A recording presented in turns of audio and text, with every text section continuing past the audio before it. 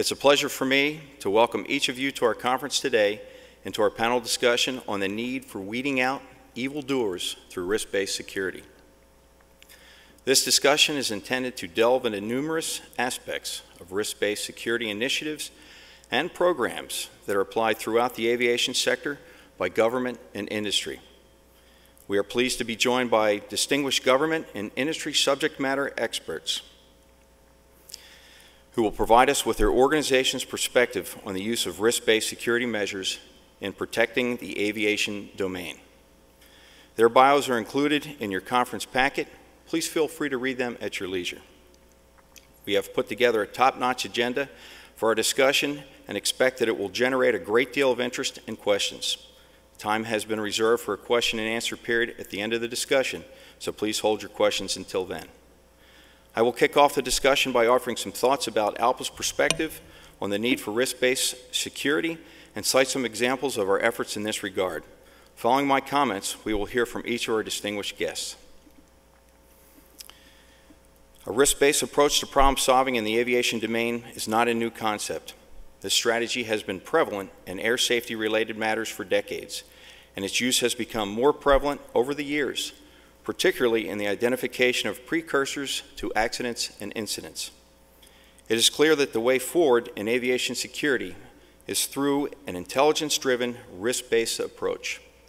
The vast majority of people and cargo transported on commercial aircraft pose no intended threat to aviation. Knowing this, a one-size-fits-all approach to screening does not make good sense, nor is it most effective use of our limited screening resources. In fact, adopting a one-size-fits-all screening approach in the aviation environment wastes time and resources and reduces achievable margins of security.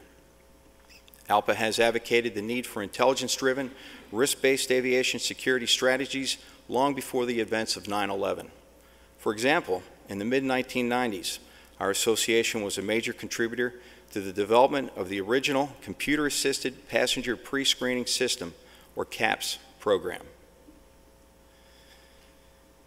CAPS was developed as a methodology for pre-screening airline passengers in order to identify those persons considered to pose a higher degree of risk to aviation and then subject them and their belongings to appropriate levels of screening. Early last year, ALPA published a white paper on risk-based security, which advocated for many of the kinds of changes the TSA has made or is presently making. Following the 9/11 attacks, our nation witnessed the creation of the Department of Homeland Security and the Transportation Security Administration. We also saw the reinvigoration of the Federal Air Marshal Service. ALPA enjoys a very close working relationship with the FAMs in maintaining and improving the FFDO, or Federal Flight Deck Officer program, and we are pleased to have the Director of the FAMs, Mr. Bob Bray, with us today. Another of the early post-9/11 programs that ALPA strongly promoted is the CAS, or Cockpit Access Security System. Because of legitimate security concerns stemming from the 9/11 attacks, pilots' traditional access to the flight deck was severely limited by government regulation. These restrictions had a noticeable negative impact on airline industry operations.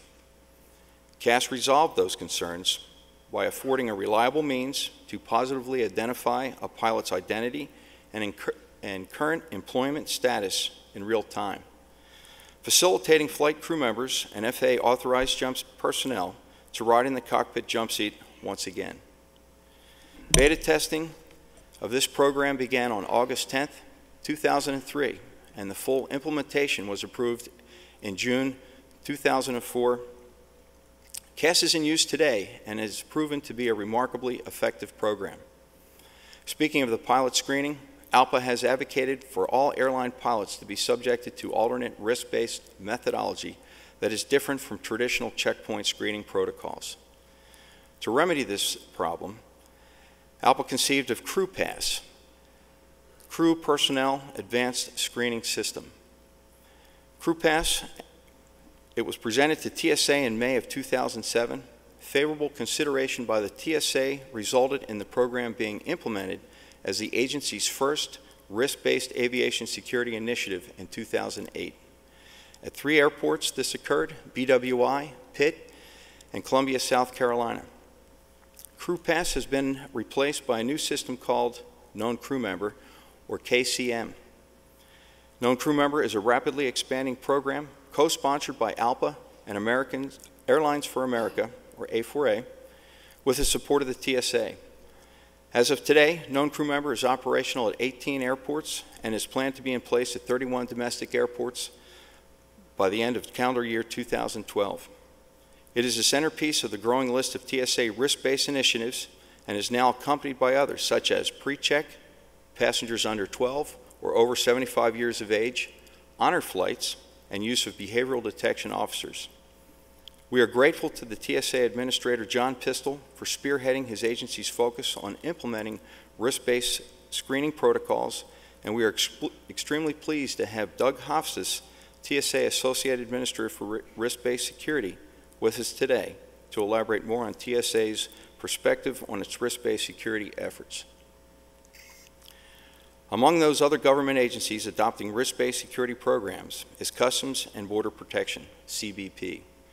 We are grateful for CBP's efforts in this regard, such as the Global Entry and U.S. Visit programs, which are designed to reduce delays associated with international travelers prior to their entry into the United States.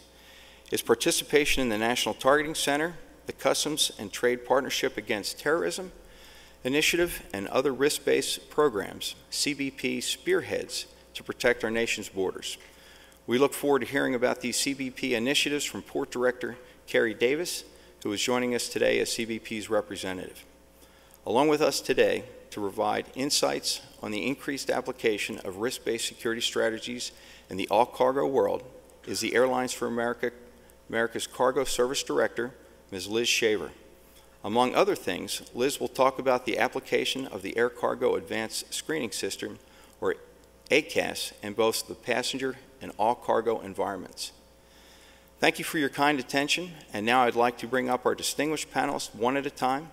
We will begin with TSA Assistant Administrator Robert Bray, and then follow with Associate Administrator Doug Hofsass, then Ms. Liz Shaver, followed by Mr. Carey Davis, in that order. Bob, thank you very much for being with us here today.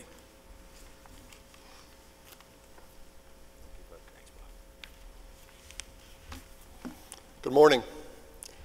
I'd like to thank the great introduction by Captain Fred Eissler and the invitation from everyone at ALPA to speak to you today and to join this forum as we continue to build our relationship between TSA and ALPA. Today I'll talk about risk-based security in the Federal Air Marshal Service and some of the layers of security that TSA uses to detect, deter, and defeat terrorists. As the Assistant Administrator of the Office of Law Enforcement, I joined this panel of distinguished guests to discuss a topic that is of primary importance to all of us: aviation and risk-based security. TSA, under the direction of Administrator John Pistol, recognizes the importance of risk-based security in the aviation domain and has taken several steps to implement new programs supporting risk-based security and to continue our progress towards our efforts of being a leading counterterrorism organization in the federal government. I'll talk a little bit about the history of the Federal Air Marshal Service because I think that gives you good context for where we were and where we are today. The Federal Air Marshal Service was started in 1962 after a series of hijackings. The first FAMs were sworn in by the Attorney General Robert Kennedy in 1962.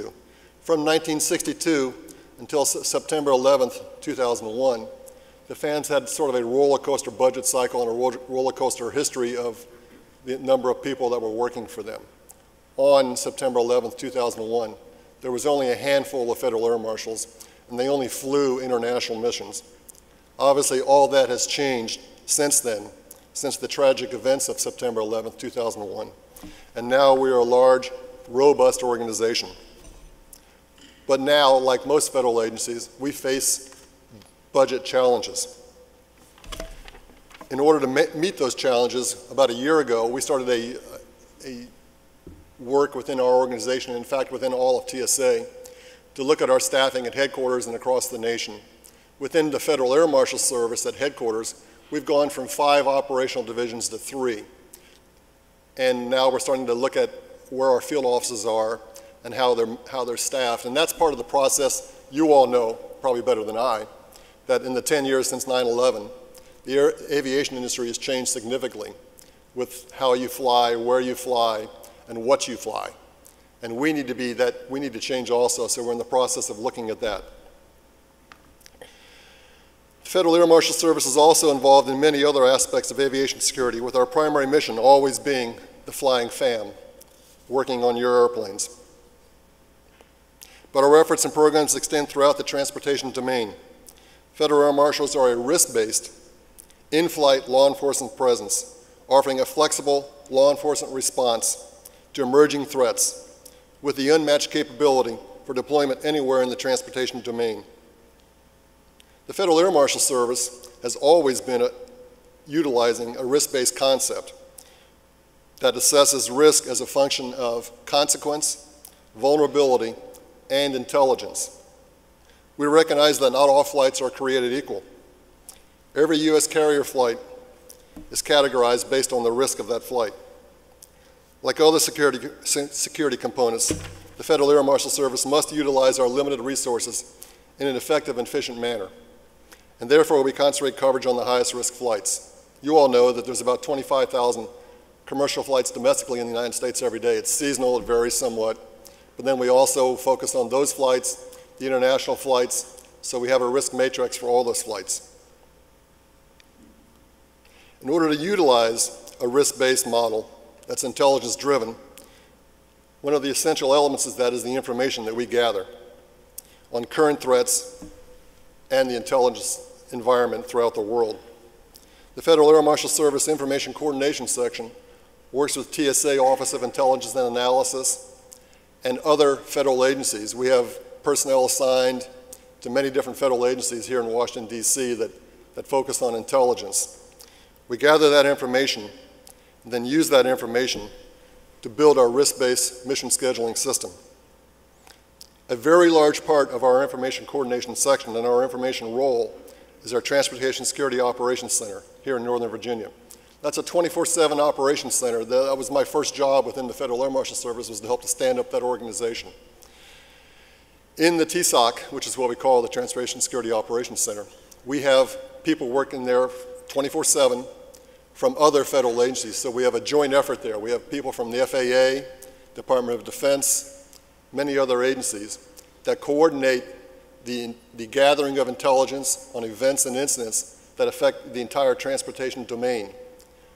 And the essential element of that is to gather the information and then push it back out to all of our airports, all of our 450 domestic airports, and also our stakeholders, so that we never have another incident like 9/11 that occurs. We have instant awareness on events that occur in the entire transportation domain now.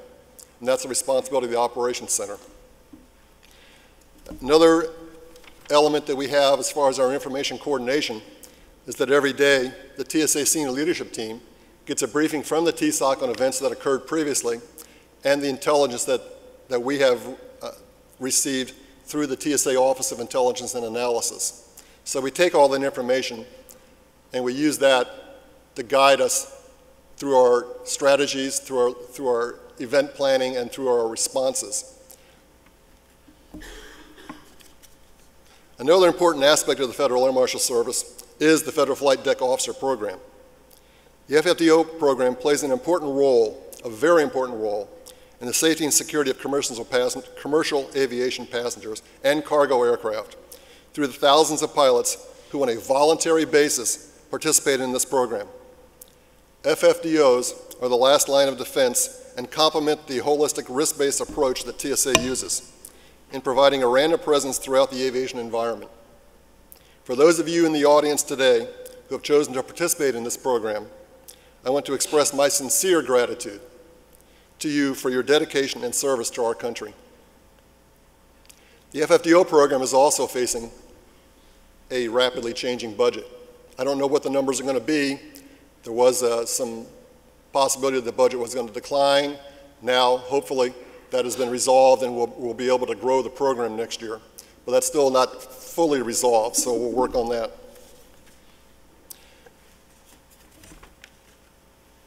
Another program we have to detect, deter, and defeat terrorists is our program to conduct joint vulnerability assessments at airports. So we have layers of security throughout the airports. We have the fans, we have the FFTOs, we have our intelligence, we have our environmental awareness, our domain awareness, but then we work in the airports to keep the evildoers, as we call them, outside of the airport. So the joint vulnerability assessments work in the airports to look at the physical perimeters of that. We work closely with the FBI on these to make recommendations on how we can improve airport security.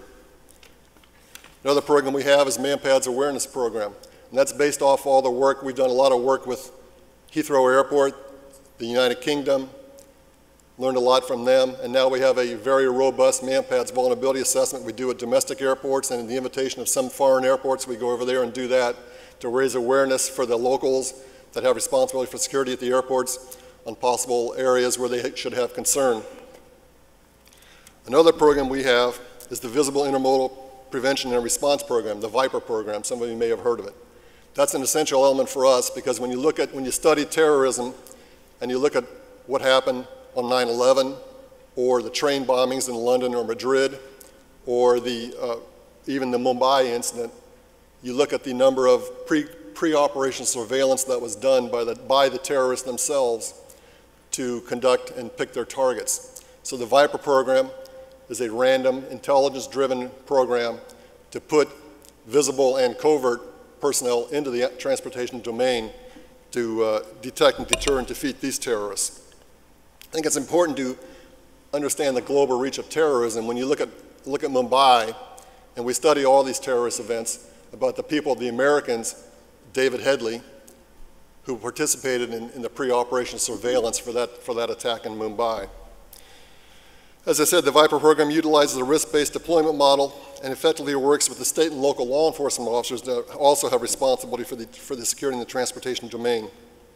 They're strategically positioned throughout the nation to identify, assess, and mitigate threats by augmenting local assets.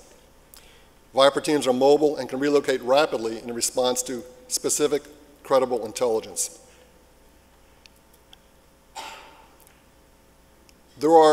These are some of the risk-based intelligence-driven programs we use to detect, deter, and prevent terrorism. I'm sure my esteemed colleague, Doug Hofsass, will talk about others.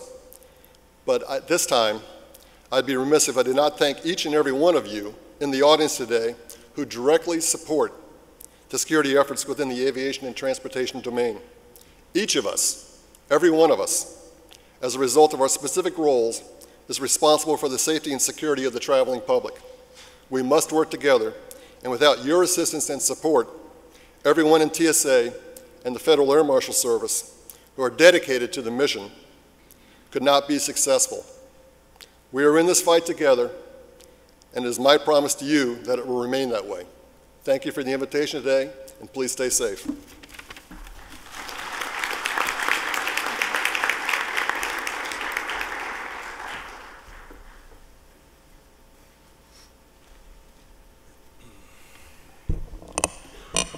Good morning, everyone. It's great to be here with our friends with ALPA again, and my personal thanks to Captain Eissler for inviting me. We've continued to enjoy the opportunity to move the working relationship with ALPA to a strategic partnership, and I often get asked the question of what's the difference between the two, and the difference between the two is a strategic partnership is different than a working relationship when you share the same vision and the same goal, but you also have an understanding and you're able to embrace each other's limitations as organizations. And so over the last couple of years, we've really enjoyed the opportunity to move that working relationship towards a strategic partnership, and we're committed to continue with that effort with ALPA. As Captain Eissler talked about, and for those of you who were here yesterday to hear Administrator John Pistol, TSA has been talking about the transformation away from a one-size-fits-all security model and really moving towards a risk-based, intelligence-driven security model. So what I thought I'd talk through today is just a couple specifics about what that really means to you, some of the programs that you're becoming more familiar with, TSA PreCheck, sort of DHS Trusted Traveler programs being connected, known crew member, and then a couple of other additional initiatives I'd like to give you awareness of outside the airport domain. Let's talk first a little bit about the philosophy of what risk-based security is. So in a world of limited resources, the effort behind risk-based security is really about the most effective security in the most efficient way. And so what that means with the development of programs, policies, and plans is everything that we're doing should do three things. Does it improve security? Does it create efficiencies in the system? And does it reduce the burden on operators? If the initiatives that we're working on today under the risk-based security construct don't do one of those three things, then we're not doing something right. And as we talk through some of the initiatives like pre-check and known crew member, international inbound air cargo screening, and some efforts with general aviation, you'll see that those policies, programs, and plans align with those three priorities. Talk first about known crew member. This is a great success story in partnership, particularly with our friends at ALPA, also with Airlines for America. As Captain Eissler talked a few moments ago, back in 2008, we started with 3 locations under the CrewPASS construct. We have grown that program significantly past the pilot phase, and now are sitting with 18 locations here in the month of August this year, and we will be at 31 locations by November 1st. Part of the principle behind known crew member is really taking a look from a trust standpoint of what's our level of trust and confidence with populations based on additional security measures, background checks, intelligence reporting, security threat assessments. Do we have populations in the screening environment that we can move away from a one-size-fits-all and do more of a risk-based security so that we don't do as much physical security at the airport because of all the pre-screening and security validation that we have before the individual arrives at the airport? Obviously, the first population that comes to mind is those men and women that are trusted to fly our commercial aircraft. So through the partnership with ALPA, we are committed to the known crew member program. For those of you that had the opportunity to use it, I'm sure you've enjoyed the experience. As I talked about, from 3 priorities, improving security, creating efficiencies, and reducing the burden on operators, we are doing all 3 of those through the known crew member program. The way that we are harnessing the power of the CAS system and verifying day of departure, the eligibility, the photo, and the currency of that crew member processing through the checkpoint is a level of security that we've significantly improved from the old process through the checkpoint. As I indicated, we're going to be at 31 locations by November 1st. Those 31 locations represent most of the largest airports and the largest domicile areas in the country. We will be working with ALPA and A4A as we push towards next year to look at additional locations in 2013. But we're also excited about our opportunity to include flight attendants. You may have seen the announcement on that in the last couple of weeks in a partnership with ALPA, A4A, AFA, and others in the Flight Attendant Coalition. We're excited about bringing uniformed flight attendants into the known crew member program as well. That'll either be later this year or early next year. Let's talk a little bit now about pre-check, TSA pre-check. For those of you who have been traveling off company status or been traveling through the purchase ticket process, you may have seen information about TSA pre-check. TSA pre-check is TSA's first big step. It's our first initiative in really trying to get away from a one-size-fits-all security process at the checkpoint itself for the regular traveler. We are currently today at 21 locations across the country. Our 20th location was St. Louis. Our 21st location was actually earlier this week at Indianapolis. And we are on track to be at 35 locations, 35 of the nation's largest airports and travel markets by the end of the calendar year. What pre-check is, for those of you that are not familiar with this is a process in which customers are able to voluntarily become eligible for TSA pre-check, which is an advanced type of security screening so that when you get to the airport, you're afforded the opportunity to have expedited screening. That expedited screening includes a dedicated lane when we validate the eligibility for pre-check through the encoding on the boarding pass. The experience that those travelers receive enables them to leave their shoes on, their belt on in most cases, light outer garments, and you're able to keep your liquids and electronics in your bag. For the folks who have used TSA pre-check to date, Obviously, very strong positive feedback from customers as they use that. And as we talk about security, we always talk about improving security, creating efficiencies in the system, and reducing the burden on operators. One of the things that we're trying to explain a little bit better is the amount of security that we can do from a voluntary standpoint. If passengers are willing to share information about themselves before they travel, we're doing that through the eligible frequent flyer programs now. We're also doing that through the U.S. citizen members of CBP's Trusted Traveler programs like Global Entry, Nexus, and Sentry. If people are willing to share information about themselves, go through the process of becoming a DHS Trusted Traveler Program holder, we should be able to leverage that level of trust and confidence on those folks through a pre-screening process so that when they get to the airport, we're not doing as many physical screening things as we would have in the regular screening process. And so we're excited about the continued partnership with the airlines, with CBP. We are looking at some additional populations for 2013 to continue to expand the program.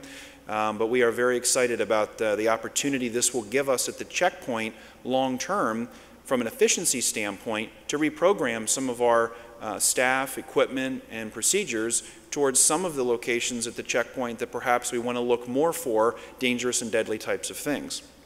I mentioned that we are going to be at 35 locations by the end of the calendar year.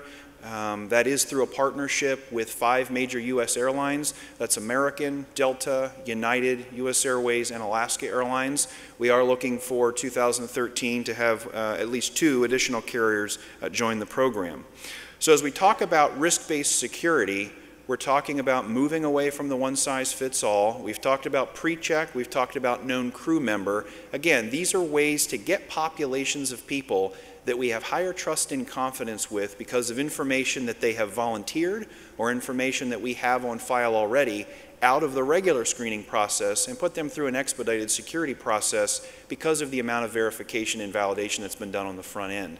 Some other programs, some other initiatives that we've taken underway as part of the risk-based security construct, we've made modifications for this summer for children under 12, screening-related procedural changes to facilitate children under 12 at the checkpoint. We've also made modifications for adults over 75, again, screening modifications at the checkpoint.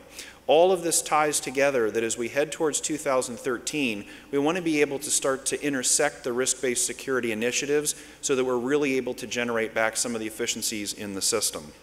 I'll talk briefly about international air cargo because we seem to talk a lot about things at the airport because they're more visible. The coordination and collaboration with A4A, the U.S. Airlines, our friends at CBP, one of the things we've been looking at for some time is a way to take the risk-based security model into the international air cargo environment. Much like we're doing with TSA PreCheck, our ability to know about shippers, to know about packages, and to have levels of trust with those who do business regularly with CBP and with the carriers, we're looking at a construct for international inbound cargo that those shippers who volunteer information about themselves, who participate in CBP's programs, who share information regularly, that have good account standing, that we're able to use different screening protocols and different measures with those shipping partners and those forwarders than we would for someone perhaps that's shipping personal goods.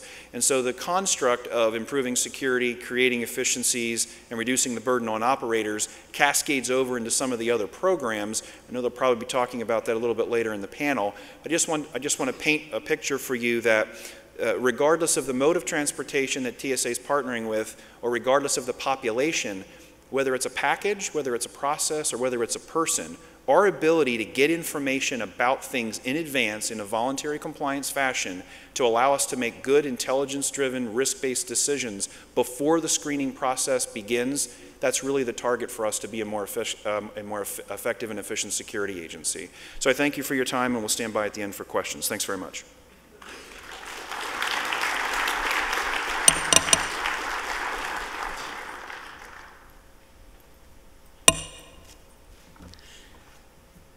Good morning. My name is Elizabeth Shaver, and I work for Airlines for America handling cargo services. We are a trade association that represents U.S. carriers. We carry about 90% of the U.S. cargo and passenger traffic in the world today. And I should have a presentation coming up here shortly. Here we go. So I'd like to take just a couple minutes at first to talk about the role of air cargo today. Although only 1% of the weight of cargo is carried by aircraft, it represents 35% of the value of shipments that are transported. Air cargo is key to U.S. export competitiveness. $424 billion worth of goods left the U.S. by air last year. That's over 100 times the value per kilo of that which left by ocean. And one often overlooked aspect of cargo is the support it provides to passenger carriers. In 2011, which is a year when the profitability of U.S. carriers fell to 0.2%, from 2.2% the previous year, 21% of passenger airline revenue came from cargo. Without cargo in the picture, passenger carriers would be facing significantly increased economic pressure, most likely to result in higher fares and reduced route offerings. Looking at the types of products that travel by air, it's the high-value goods. So it's perishables, the flowers that you buy for your mom on Mother's Day and your wife on Valentine's Day, the strawberries that you can get in your grocery store in December, the wild Alaskan salmon that's available daily at your grocery store, live animals, emergency parts for repair of both aircraft and factory equipment, and medical equipment, pharmaceuticals, and live human organs for transplant. Air cargo plays a key role in just-in-time logistics, providing 24 to 72-hour access to intercontinental markets. That's compared to an approximately 20 to 30-day transit time by ship. Turning to security specifically, as has already been mentioned by several of my colleagues up here, we've made significant progress in the past decade in securing the air cargo chain. Access controls, background vetting, distinguishing known trade parties from unknown, improved screening procedures and technology, and especially for cargo, expanding oversight of the U.S. supply chain through programs such as TSA's regulation of indirect air carriers, known to our industry as freight forwarders, TSA's Certified Cargo Screening Facility program, which allows screening to take place earlier in the supply chain prior to arrival at the airport. And as was already mentioned, Customs and Border Protection's Custom Trade Partnership Against Terrorism, which certifies the import chains of trusted trade parties. But our resources are not infinite, and so today we're definitely seeing a move from, as has been mentioned, one-size-fits-all prescriptive approaches to more risk-based, outcomes-focused, intelligent approaches, ones that are able to respond more quickly to emerging threats, and that are sufficiently flexible to allow them to be implemented operationally in an efficient manner. I would like to talk specifically about one of those initiatives that's already been mentioned, Air Cargo Advanced Screening, known as ACAS.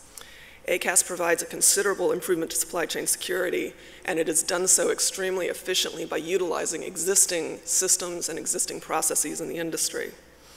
This slide describes the existing system of today. Mandated by the 2002 Trade Act, all air carriers are required to report the details of shipments that they transport to the United States via the Air Automated Manifest system. This data must be delivered to the system 4 hours at minimum prior to aircraft arrival in the US, and it's fed into the automated targeting system, which performs a risk analysis of the shipment based on 3 key factors. One is known derogatory information about the data that's being transmitted, which involves shipper information, consignee information, and shipment information itself. Second is developing threat streams. And third is simply the ability of the system to crunch huge amounts of international trade data to be able to identify anomalous shipments and tag them. When they're tagged by Air AMS, the importing carrier must hold the shipment at the arrival port for inspection by CBP. But of course, the Yemen incident in 2010 pointed to the fact that getting this information 4 hours prior to aircraft arrival in the US was not early enough, that we wanted to get it preloading. This point was made both by TSA and CBP to the US Department, the US Senate Homeland Security Committee in testimony in November 2010, shortly after the Yemen incident. Industry and government immediately began working together to figure out a way to get this pre-departure data. Basically, what has been done is an extra step has been cobbled onto the front of the existing Air AMS system. Cargo data is delivered as early as possible into the system before it is known which flight it will travel on, and often before it is known even which airline it will travel on. The targeting system runs its analysis, and shipments that require either additional screening due to their characteristics or additional data are tagged. CBP and TSA then work with the party who is in possession of the shipment in order to clear that hold before loading onto a US-bound flight. One of the beauties of ACAS is, as I'm sure you all are aware, there's a continuing dialogue in the industry about which security measures should apply to passenger aircraft versus which security measures should apply to all cargo aircraft. That debate is always ongoing, but ACAS cuts across all of that debate and eliminates the question. It applies to every shipment that travels into the US. Although it's a voluntary pilot program right now, we expect it to be mandatory within a year or two. And so all cargo, regardless of what type of aircraft it transits on, will be screened in this fashion. Shifting gears to look at ACAS in a bigger picture, we're primarily interested in securing the global supply chain for two main reasons. First, American crews, passengers, cargo, and physical assets aren't just found on flights that arrive in or depart from the US. They're found on flights throughout the world. It's great that we've secured our flights, for example, from Frankfurt to Chicago, but we'd prefer that all of our flights be secured, including your connecting flight from, say, Dubai to Frankfurt or Moscow to Frankfurt. Achieving that requires that we're able to extend robust security standards beyond that last point of departure into the United States, robust standards such as those that the Transportation Security Administration has set. Second, the supply chain is a chain, and air carriers are a link in that chain, but they're not the only link. We're definitely one of the most compliant links of the chain. We certainly value regulatory compliance in ensuring the safety of our aircraft. But that doesn't mean that there aren't other trustworthy partners in the supply chain that we can leverage to push our robust security standards even further out into the world, well beyond that last flight into the US. In fact, for air carriers, we would prefer that we secure those shipments prior to their even arriving at the first airport of departure. The surest way to keep suspicious packages off aircraft is to make sure they don't even get into the airport warehouse in the first place. Sorry, this is a rogue slide. We'll be skipping it. How ACAS fits into this global supply chain picture is by allowing the leverage of enhanced screening based on this advanced data. The ideal world is that at the earliest possible point in the supply chain, data is delivered to ACAS and hence to the automated targeting system by the parties who have the best knowledge of that shipment data, which would be the shippers, the freight forwarders, and potentially the importers. ACAS targeting would return a screening result back to the origin station, allowing the earliest trusted party in the supply chain to perform the necessary screening or additional measures to ensure that that shipment is not a threat.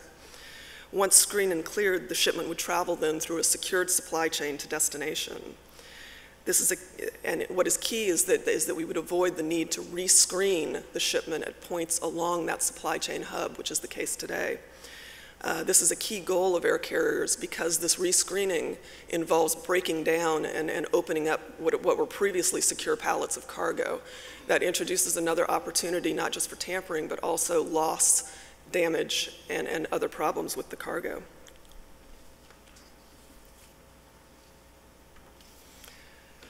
One thing that has been noted multiple times in multiple forums is that ACAS really has been a game changer in the way it has been implemented. Air carriers and freight forwarders have now been transmitting data to ACAS for 20 months. As of midnight on August 7th, 29,901,212 shipments have undergone pre-departure screening. And all of this has been accomplished with no regulatory mandate. All participation is completely voluntary. When ACAS began with its first transmissions in December 2010, no one imagined how successful it would be and how many participants it would attract. Because it has been designed to work with existing operational processes of carriers, it's not burdensome for carriers to implement, and it makes it attractive, therefore, for them to participate and get the huge security benefit that it provides for their aircraft. At the heart of ACAS's success is that it really thinks outside the box. It's willing to try out various options for different business models to see which works best via experimentation and empirical evidence. And to a remarkable degree, all parties have come to the table in ACAS with very few preconceived notions of how things should be and putting everything out on the table for open discussion and testing. We think it's an ideal model for security developments in the future. Industry should be engaged at the very beginning stages in order to leverage our expertise. to ensure that regulators have a full understanding of the full picture of what they're attempting to regulate, and to ensure that operationally workable systems are implemented that trade partners will be happy to implement as opposed to resisting. We've got to work together to use all of our smarts, to leverage all of our resources, and to get maximum creativity in order to defeat those who would do us harm, the evildoers that we've been talking about today. Looking at the big picture and how we're doing in securing the supply chain, there's been tremendous progress. Starting from the very bottom of this slide, industry participation in the ACAS initiative has shown how this industry engagement doesn't just benefit industry, it also benefits the regulators, and it results in positive security outcomes. Putting in place more formal structures to ensure that this sort of industry-government co-creation takes place on a regular basis can only help us in the future. In the middle of the slide, great progress has been made within governments to ensure that customs authorities and security authorities are working together to harmonize their programs when they go out to industry. And individual governments are also working more closely with each other to align their security requirements to ensure that they're robust enough so that they can mutually recognize each other's programs. And at the international level, the standard-setting bodies of ICAO and the World Customs Organization are also now working closely to harmonize their security-related programs, and are even planning on issuing harmonized guidance to countries on how to implement a customs/security program that does not have overlapping requirements and functions efficiently. And on that positive note, I would like to thank you for your attention, especially thank Fred for the invitation and ALPA for the chance to speak today. Thank you.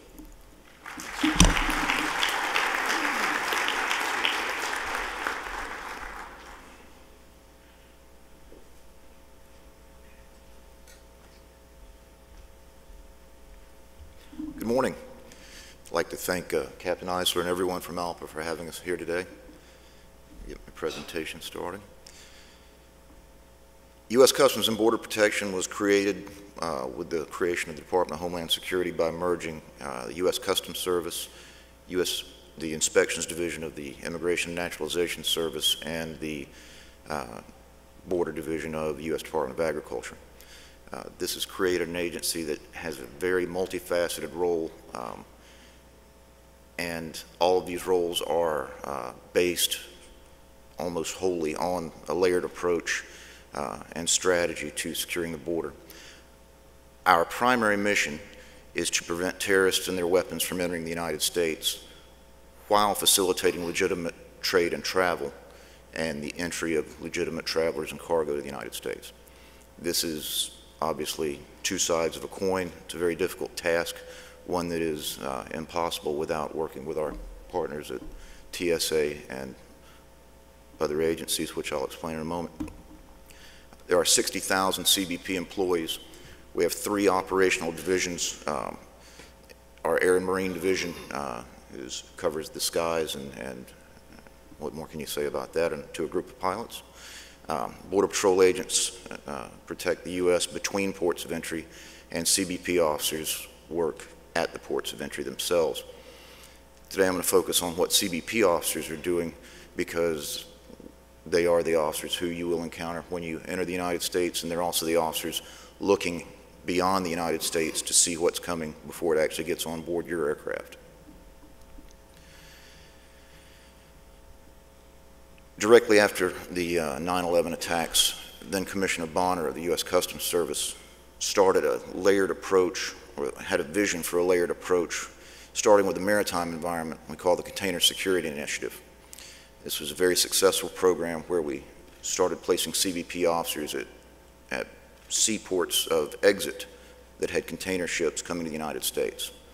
That strategy was successful enough that it evolved into both the passenger and now the express consignment air cargo arena through programs such as the Immigration Advisory Program and the ACAS program, which Liz just described. We use these in addition to other items of intelligence gathering, such as the Advanced Passenger Information System, where the flight manifests are transmitted to us electronically. And we take the PNR data and we place them into various databases that allows us to more efficiently target and cut down the numbers of people that we have to inspect, so we go from 100% inspection of all passengers and cargo back to a more risk-based targeted approach. This allows us to focus our efforts on the true people who are at a much higher risk for being an evildoer. We work with obviously a multitude of agencies, federal, local, and state. I've listed some out here for you. TSA is a major partner.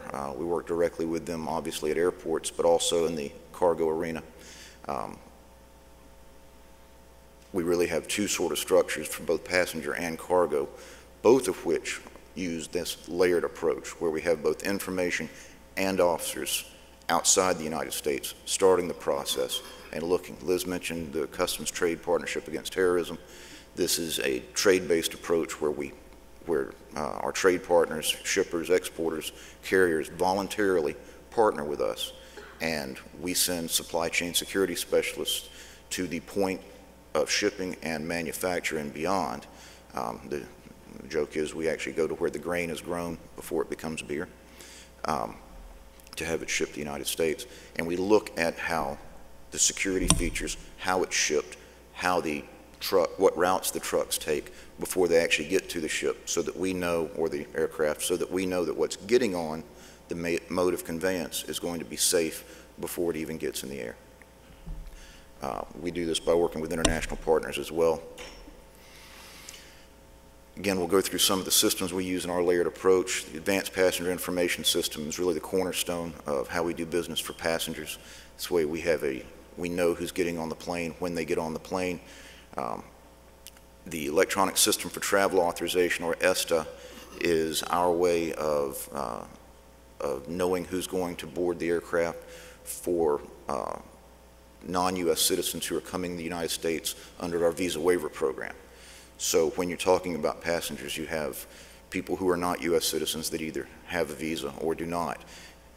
There are certain countries which can come to the United States in a visa-free status with no visa or prior application.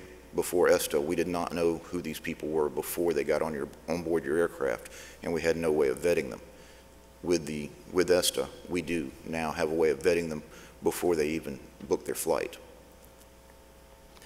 The Immigration Advisory Program, where we actually take CBP officers and place them in foreign airports, and they work directly with our foreign counterparts to help screen the flights as they get on as passengers board, but also to take information that we gain from PNR, APIS, and other various databases and transmit that information to our partners for action on that side.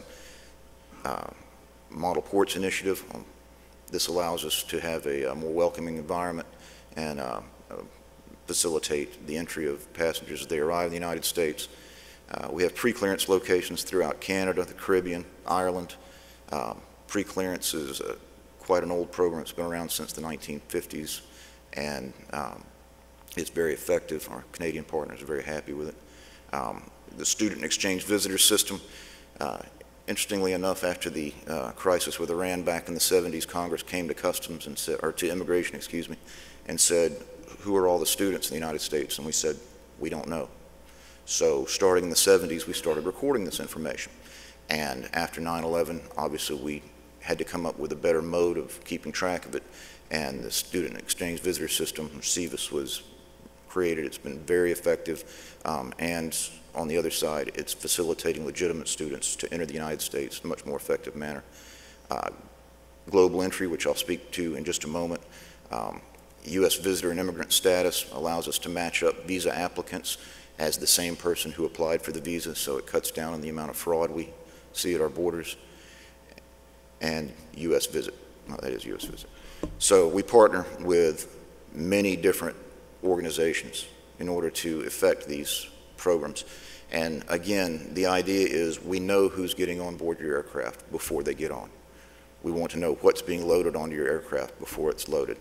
This allows us to effectively stop the bad guys while effecting the entry of legitimate travelers and cargo.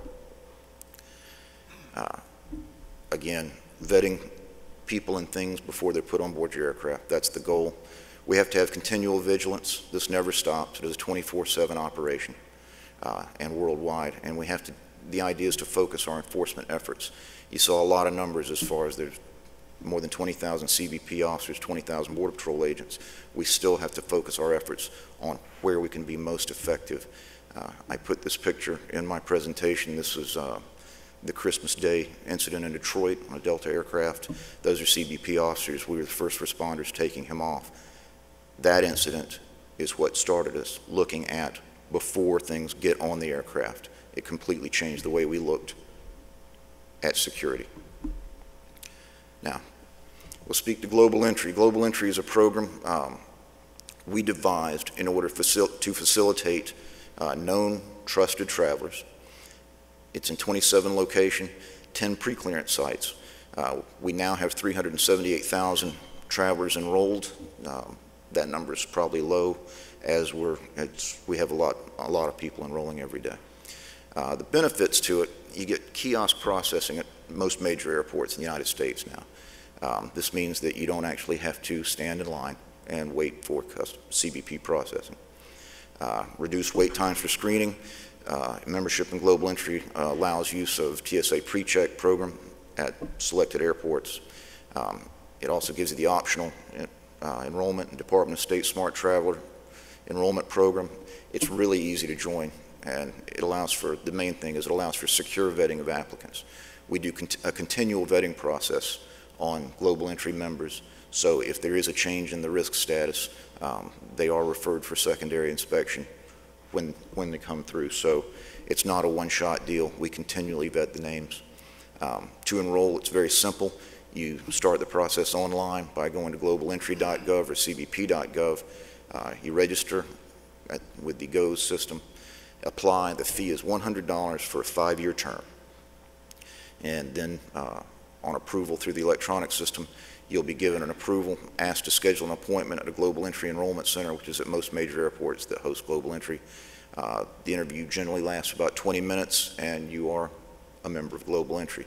We issue a Global Entry card, but you really don't need it. When you present your passport at the kiosk, it'll recognize that you are a Global Entry member. Global Entry is open to all U.S. citizens, lawful permanent residents. As of right now, Dutch citizens, Korean citizens, and Mexican nationals, Canadian citizens and residents can use Global Entry through membership in the Nexus program, but the foreign members right now, the Dutch, Koreans, and Mexicans, have to be members in their host country's program, and we have dual vetting systems so that we have a good, secure vetting on each member.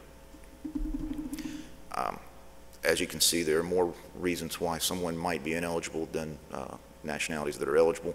I won't go through all of them for the sake of time, but there are obvious reasons why one might become ineligible and other less than obvious reasons, but obviously we do vetting on every circuit, not just for criminal issues, administrative issues, but for trusted traveler purposes so that we know who you are.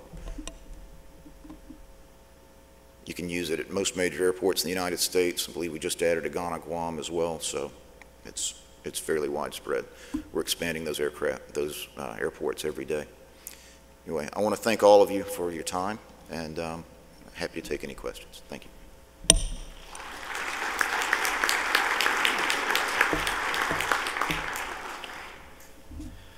Well, I'd like to thank our panelists very much for such outstanding, thought-provoking insights and presentations. And right now, I'd like to open up the floor to some questions. Morning, I'm Mike Bender. I'm a captain at FedEx flying the MD-11 internationally. And I get to go through this hassle pretty much all over the world. It's lots of fun, as all can tell. This is for Doug Hofsass. Question for you on, as we get out of this screen everybody philosophy, it's going to take an awful lot of guts to fight what's happening in our PC world. What do you see as the biggest challenge in that? Is this on? It is? Yes. I'm sorry, what world did you say? Well, our PC world, our politically correct world. There's an awful lot of pushback, and I'd like to hear what your thoughts are on that. Sure. So, you know, one of the principles of the program has been, as we started out in 2012, giving folks the opportunity to voluntarily submit information about themselves and volunteer information about themselves to the U.S. government before traveling. Even the discussion about international inbound air cargo is a similar discussion, because you have, in a non-regulated environment, industry leaning forward with shippers and forwarders to verify and validate information ahead of time. The premise of our program is really about, if we have populations that are already vetted and trusted, or we have members of the traveling public that want to volunteer information about themselves, or perhaps become a member of one of DHS's trusted traveler programs, the base of our program is really about the low-risk traveler who has nothing to hide, who's not on a terrorist watch list, who says, I'm willing to submit to additional vetting ahead of travel.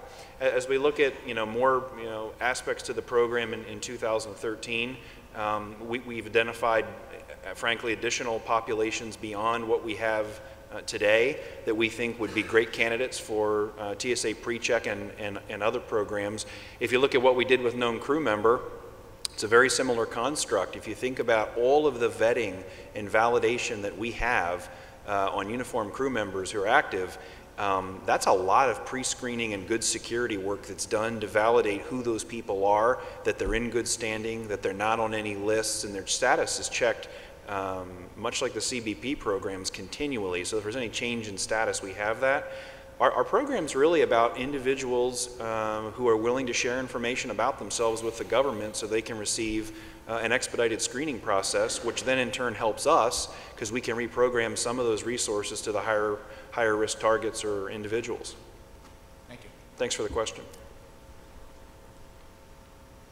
Good morning. This question also for Mr. Hofsass. In the past, TSA's approach to aviation security was implemented through a combined response from the Offices of Security Operations, Intelligence and Transportation Sector, Network Management, which is involved in the current Office of Security Policy and Industry Engagement.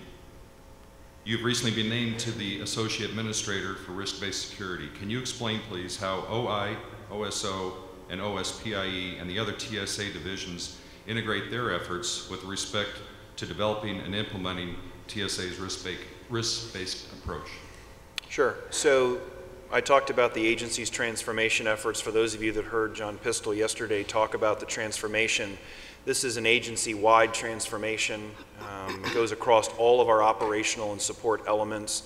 We are together as a senior leadership team finding a way to run a more efficient and more effective security agency.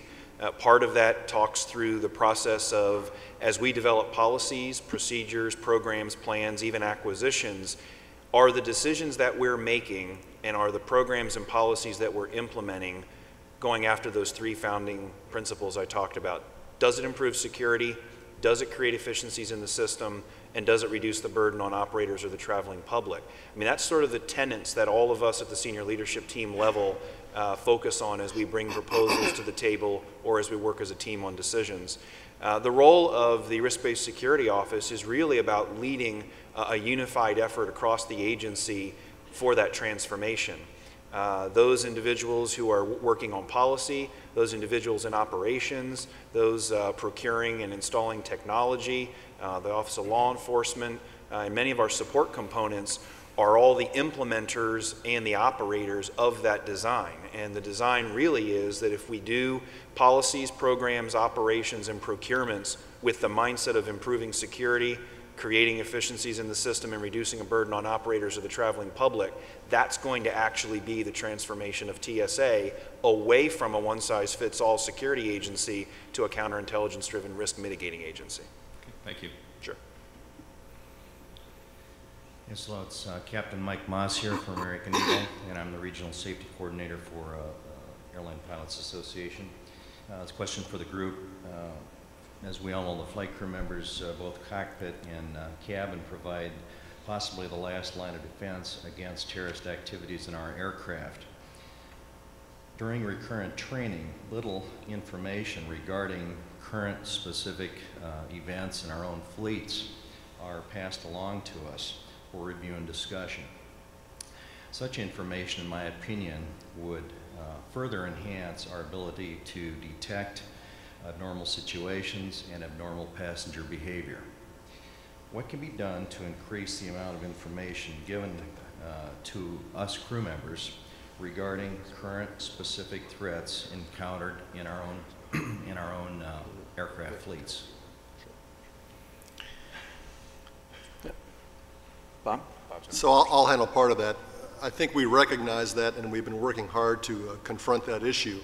Part of the way we do it is with the FFDO group, we have a web board now that we try to post information that we can. I mean, obviously there's an issue with posting classified information versus unclass or official use only information. But I think we've been bringing some of the CEOs, the directors of securities into TSA for regular intelligence briefings. And then when we have an actual event, we have a whole different process that we work with at the TSOC. I go back to the TSOC. When we have an event that's a security-related event that we think is of national consequence, we have a method for broadcasting that to all the planes that are in the air. So we worked hard to try to confront that issue. Some of its challenges with regard to the level of information that we have passed, but when we have events, we do work hard to try to get it out to everyone via the various methods we have established now, and we're always working to try to improve those methods. Anybody else have anything to add? Thank you, Bob. Thanks for that question. Hello, my name is James Burzon. I'm on the National Jump Seat Council. My question has to do with the FAMs. Can you give us an idea how mission scheduling process for FAMs are scheduled and how complex of a program that is? Because the reason I'm asking this is lately I've been seeing FAMs added to the aircraft last minute, causing an oversell situation in first class. And that's becoming very obvious when the gate agents are calling certain people up to the gate and trying to make it not obvious that we have additional people in first class. But at the same time, people are starting to pick up on we have Federal Air Marshals on the aircraft. Well, we've changed in the last several years, as you allude to, we have changed the boarding process for Federal Air Marshals. Excuse me, what you refer to is what we all suffer with, is that we have what we think is a very complex and a good scheduling program, but we are also subject to the same vagaries that you have with regard to weather, delayed flights, short connections that are unforeseen. We always try to build in ample connection time for the flights, but as we all know, sometimes that doesn't work for a variety of reasons. But the basic foundation that we have for our scheduling program, we've had several different external agencies look at that to see how we can improve it. We think we have a good program. We're always looking to tweak it, but the foundation is we're subject to the same issues most people are with regard to weather. That causes most of the delays you're talking about, I think. When we do have instances that we think are abnormalities, we try to work with the carriers and our liaison to try to fix that. But that should be an exception to the rule, generally. Do you mind if I follow up on Sure. the risk-based idea? How are special events looked at and scheduled? I mean, sometimes I see air marshals on certain flights that are pretty common, and it depends where I'm going. Like, honestly, DC is a pretty common area. Sometimes, I mean, how far does risk-based go into this idea of special events, and how complex can that get for scheduling purposes? It is complex. We do work with our partner agencies with regard to scheduling for special events, whether it's a national level event, what we call a national special security event. There's a whole government structure to look at the risks involved with that event and what resources are put to that event. So we do work, again, very closely with whether it's the FBI, our partners in the intelligence community, and then our own senior leadership team. But there's a coordinated effort to look at the special events, what's the level of risk, what's the level of resources put at that. So it is planned out. Obviously, most special events are not surprises to us, so we are able to plan for that. So I think there is a great deal of forethought put into the level of resources that TSA puts to the special event, not just the Federal Air Marshal Service. Thank you very much. Hi, good morning. Bob Perkins. I'm the Air Safety Coordinator for Canada, and I'd like to congratulate all the agencies and members on the panel for the programs they do have in place right now, and expanding them to make it easier for the traveling public to access airplanes, both in the U.S. and for foreign people, Canada included.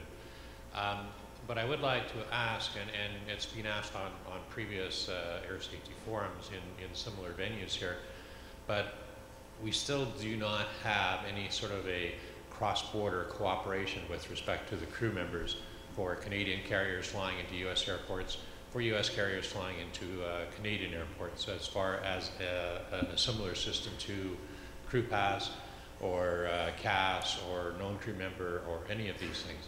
What's the status of that within your organizations? And I guess that's directed mostly to Mr. Hofsass, but what is the status within your organizations in coordinating a cross-border type of operation that we can all use and reduce your workload even more? Sure. So it's a great question, and it is something that we are working on. I'll tell you that for this year, certainly known crew member will continue to be a domestic program with U.S. carriers. Pilots and flight attendants, of course, will be users of that system of U.S. carriers. As you look at partnerships, we'll talk about, Canada, for example, since you brought it up. There's some great initiatives underway across the border right now, particularly with checked baggage screening, some of the other pre-clearance programs, the partnership with CBP on our side, and then Canadian Customs with things we're doing with Nexus as that comes under the global entry umbrella. We're making actually a fair amount of progress, a good amount of progress this year on starting to look at how those programs harmonize and the similarities between the programs. We have begun some preliminary conversations with industry and some of our foreign partners as we look towards 2013 about comparable levels of security for crew, for employees.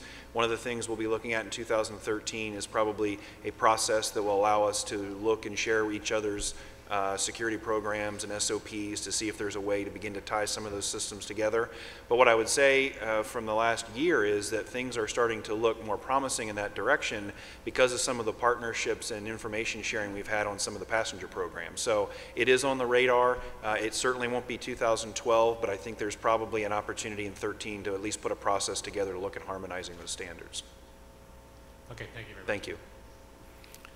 Good morning, Captain Craig Hall. I'm the director of ALPA's Director of Security for Canada, and I'm also the chairman for the IFALPA Security Committee.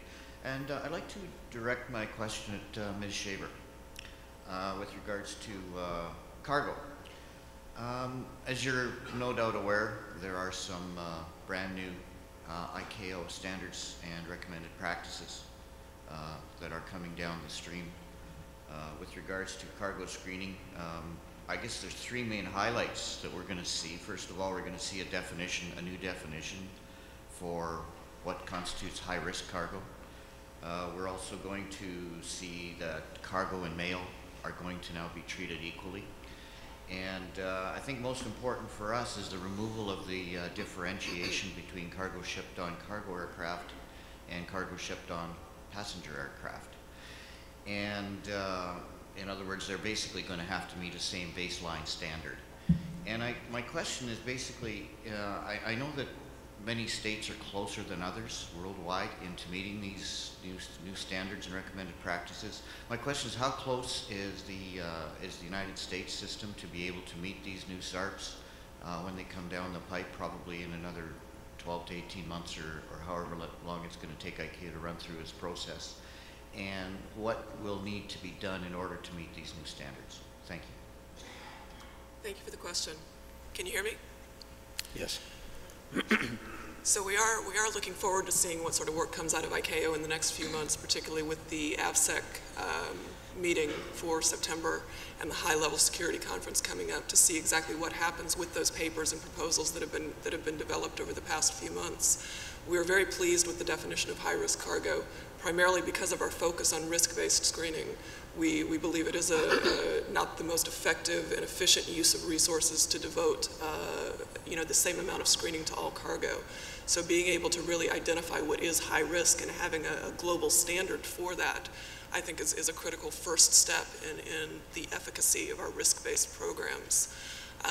For the U.S.'s particular stance on these, I'm afraid that we are not engaged in how would I say, intense conversations with the regulators. So that question I would unfortunately have to deflect to poor Doug.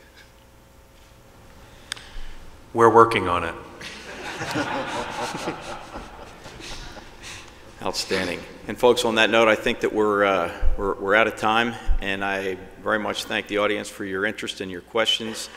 And I also think that we're extremely fortunate to have had the participation of our subject matter experts today in our discussion of the need for and the application of intelligence-driven risk-based measures in aviation security. Please join me in thanking Bob, Doug, Liz, and Carey.